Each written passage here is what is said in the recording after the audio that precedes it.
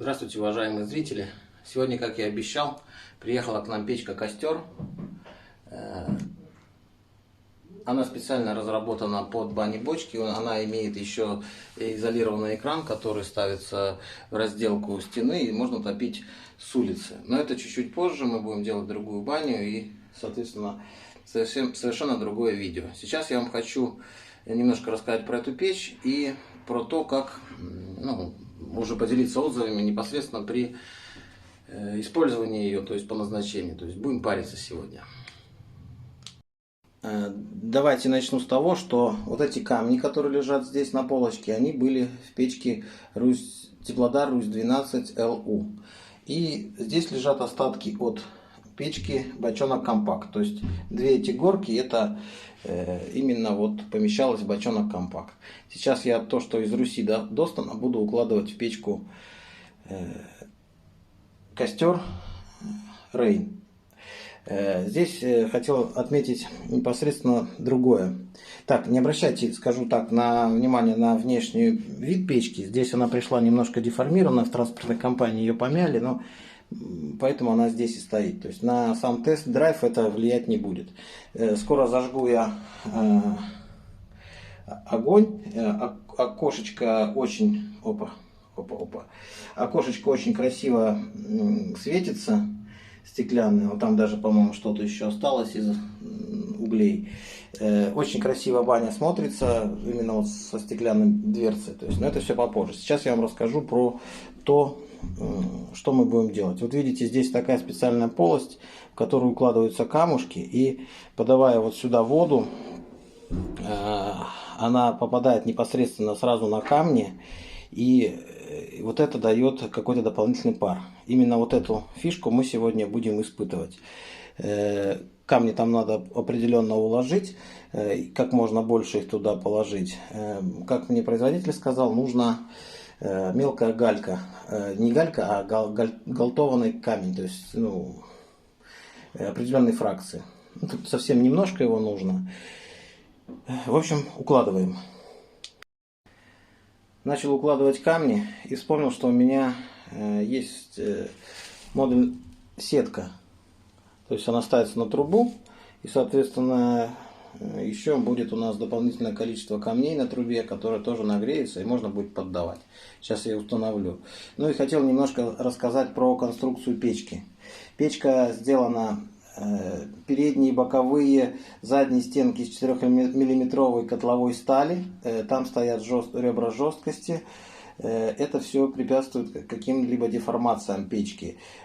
Вот по сравнению также вот с Теплодаром, я знаю четко, что вот эти все печи с 2-миллиметровой стали, они очень сильно деформируются. Но они не прогорают, но очень топко выгибается. Горловина выгибается, дверца перестает хорошо закрываться. Это, конечно, надо постараться так печку довести до такого состояния. Но, тем не менее, сам знаю лично, что такое возможно. Вот, видимо, здесь в костре производитель решил все это минимизировать. Посмотрим, как она себя послужит, поведет. Верхняя часть, вот где у нас парообразующий элемент и сами элементы, которые принимают весь огонь, то есть до красна нагреваются, они сделаны из нержавеющей стали. Вот такое сочетание печки при небольшом бюджете делают эту печку практически неубиваемой. Я пока цитирую слова производителя, надеюсь, что это так. Мне пока что эта печка очень нравится. Надеюсь, что вечером она меня и порадует своим паром, теплом и ощущениями. Поэтому продолжаю укладывать печку, в печку камни. Вот так вот выглядит сетка. Сейчас мы ее будем укладывать камнями. Печка приобретает уже законченный вид. Ну вот смотрите, все камни, которые были в печке Русь-12, они все поместились, конечно же, вместе с сеткой, поместились в одну печку. Ну, такая сетка небольших денег стоит, то есть, а камней, конечно же, получается гораздо больше помещается. Я сейчас еще возьму с прошлой нашей кучки камушки и немножко поукладываю. Камни крупные, и видите, какая получается не очень компактная расстановка камней. Но я думаю, что ничего страшного. И при большом желании, и когда это делается не на пару тестов, а на долгое время, конечно же, нужно камни где-то, может, расколоть, где-то мелкую фракцию купить, то есть уложить как можно компактней. Я думаю, что в 2 раза больше бы камней сюда поместилось, если бы я, наверное, не поленился. Ну вот, печка приобрела законченный вид. Я немножко все-таки перетряхнул, камушки помельче наверх положил, и стало еще более хорошо уложены камни. Вот, сейчас мы здесь наведем порядок. Мы немножко тут напылили, полки почистили, пошкурили, так как с первого дня запуска этой бани ни разу тут не прибирались, так скажем. Поэтому немного древесной пыли тут летает. Поэтому печка-то вся в пыли. Сейчас наведем порядок и будем ее затапливать. Скоро у нас будет баня. Ну что, затопил я баньку. Смотрите, как все красиво смотрится. Огонь, стекло небольшое, в принципе, переживать, что там разобьешь его или попадет влага и лопнет, я думаю, что не стоит, потому что все равно так интенсивно в парной водой не поливаешься, не брызгаешься. Наверное, когда вы будете мыться в парной, у тех, у кого нету душевой, стоит призадуматься, что мытье с тазика не в тот момент, когда печка горит, а, конечно же, когда уже печка более-менее остыла, чтобы стекло не лопнуло. Я не знаю, честно скажу, лопнет или не лопнет от попадания воды, но я думаю, что хорошего мало. В ту камеру, где вот у нас будет парообразование, попала вода, я камни чистые туда вложил с водой, и вот затопил печку, и она, слышите, шипит. И, соответственно, вот отсюда уже идет пар.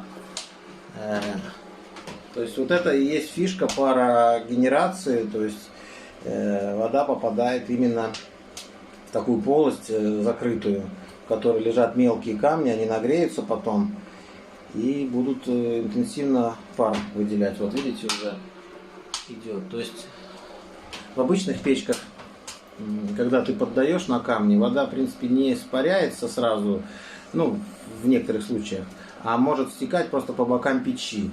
А в этой вот модификации сделана такая ниша для парообразования. То есть вода вот пока не выкипит, она никуда не выльется. Так что обращаю внимание на эту печку. Конечно, досмотрите видео до конца. Мы с ребятами сегодня паримся. Сегодня я взял веники. И надеюсь, эта печка будет у меня в топе по предлагаемым. Опять же говорю, печи бюджетные. То есть не намного она дороже там Руси 12. Поэтому, по крайней мере, Харви печки мы отмели, потому что цена Харви и вот этой одинакова. Харви рядом не стоит, она меньше, она тоньше, она легче, никаких парогенераций там нету. Поэтому продолжаем съемку. Зашел подкинуть дрова. И вот смотрите, что делает стеклышко. Маленькое стеклышко. Но насколько как бы делает живой баню. Смотрите. Красота. Красота.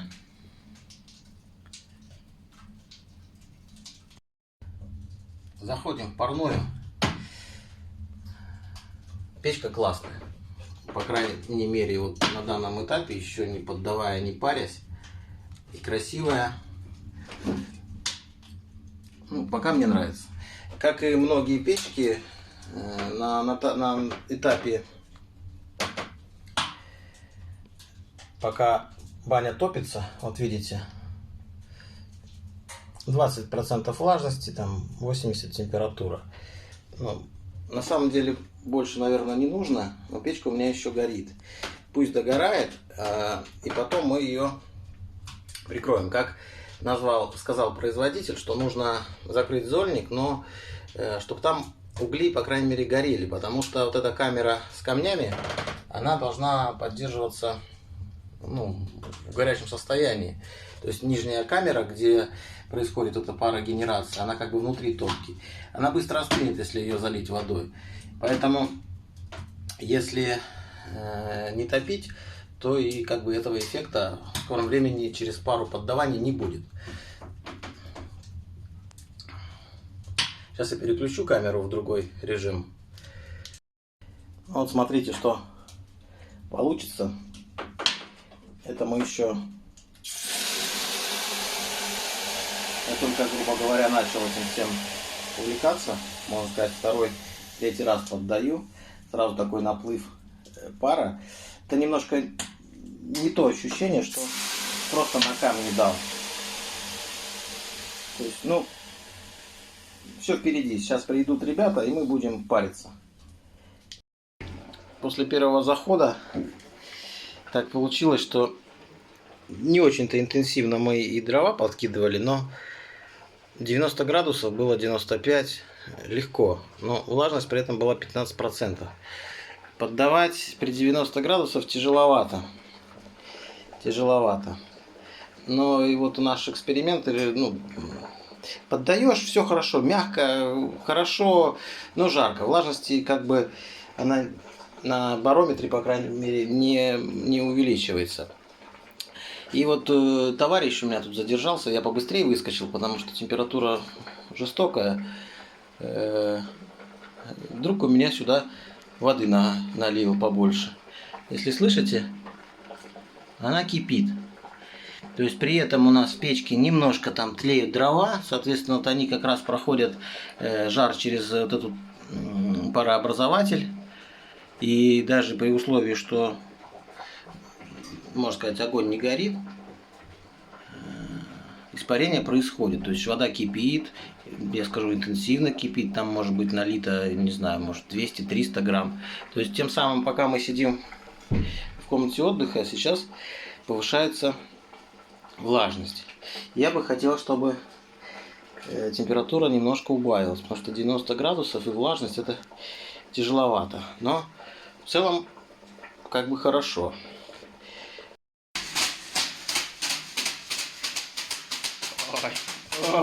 Ой, как хорошо, да. Кто-то должен снимать.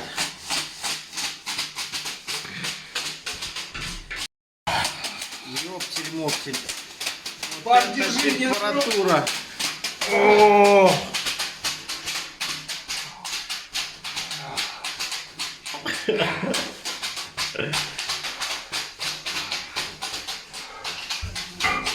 О! Я даже здесь чувствую в душевой, что там происходит. Блин, я даже не устал. Хорошо. Хорошо? Хорошо. Да. Блин, даже еще хочется, но дышать хорошо. Дышать хорошо. Жара при 80 паре просто млем на камне.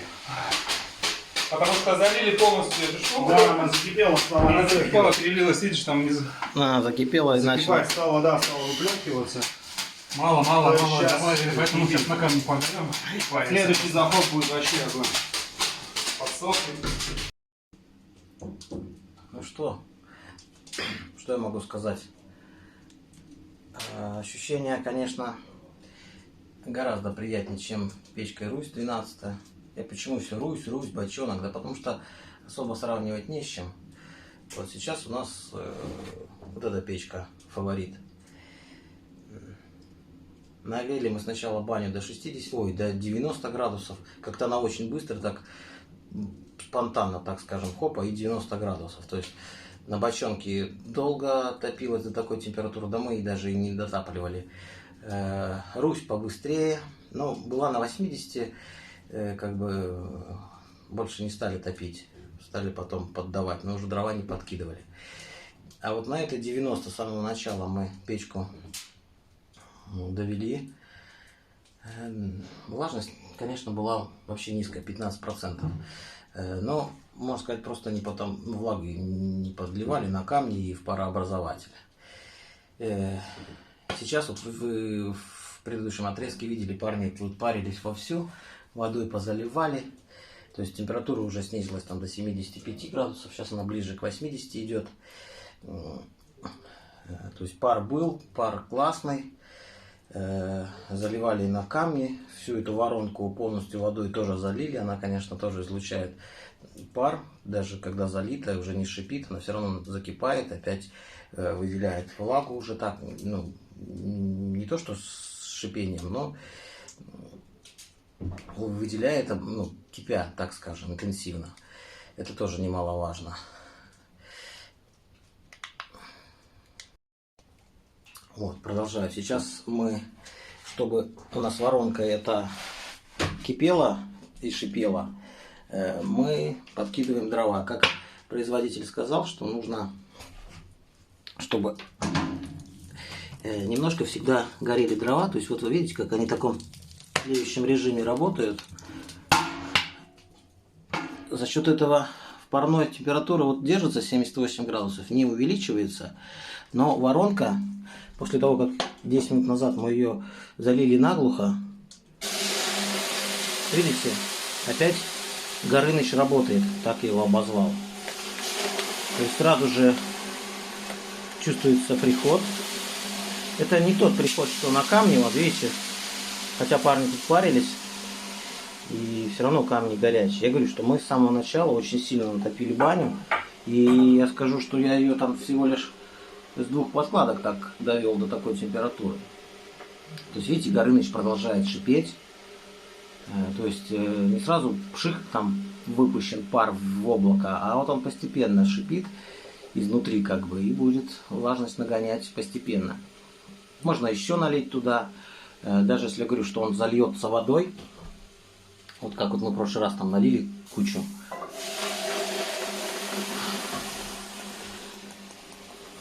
Он будет кипеть и продолжать.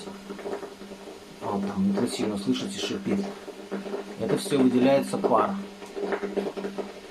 Ну, на самом деле, эта фишка прикольная и полезная. То есть, мое мнение, что пока в лидерах эта печка. Не намного она дороже. Меня удивила ее толщина металла, что это не то что жаропрочная, а котловая сталь, а сверху у нас идет еще и нержавейка. То есть на сегодняшний день советую, конечно же, вот бани-бочки, да и не только в бани-бочке, это печка с запасом, она 16 кубов, она пойдет и в наши другие перевозные бани, то есть она есть с топкой через стену, то есть удлиненной жерла, так скажем. О, как наверху хорошо-то нам поддавал я, влажно, пар, дышится легко. Сегодня мы с вениками. В общем, вердикт у меня только положительный. Поэтому принимайте решение правильно, анализируйте. Производителей печей я, конечно, бы попросил бы что-то предложить мне, потому что на эту печку я нарвался случайно. Залез на сайт, я не знал, что она для бань-бочек, так скажем. Дозвонившись до директора завода, он мне все рассказал, мы поболтали, и я сделал выбор, вот, что эта печка будет для наших бань идеально. Вот. Так что, у кого есть какие-то предложения, пожалуйста, пишите, какие печки можно потестировать. Опять же, в бюджетном варианте, потому что задорого и тестировать дорого, и, соответственно, покупательская способность людей ограничена. Все, наверное, на этом все. Поэтому прощаюсь с вами. С вами был Дмитрий Глушаков.